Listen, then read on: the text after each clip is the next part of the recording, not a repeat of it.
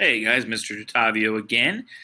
Today we're going to start our typing and make sure that everyone can log in and all that good stuff. So let's get you on EduTyping.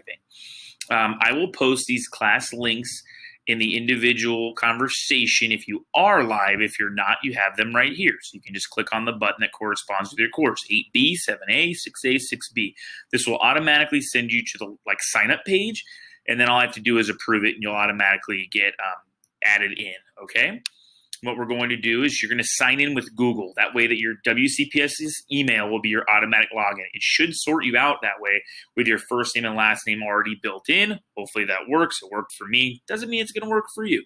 So from there, once you're in, you will scroll down and look at the left column to timed tests under assessments. You will select a pretest and start. You will get a pretest words per minute and errors like score, all right? I'll be able to see that and you'll be able to see that. So that gives you a starting point, okay?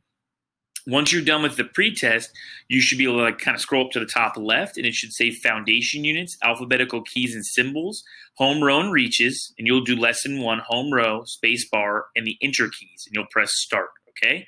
So this is going to be more of a classwork block in order for us to see and make sure all this stuff is working properly before we head into getting started with being able to do this on your own for 20 minutes every other day. All right, so I hope you guys have a great day. If you have any questions, just contact me.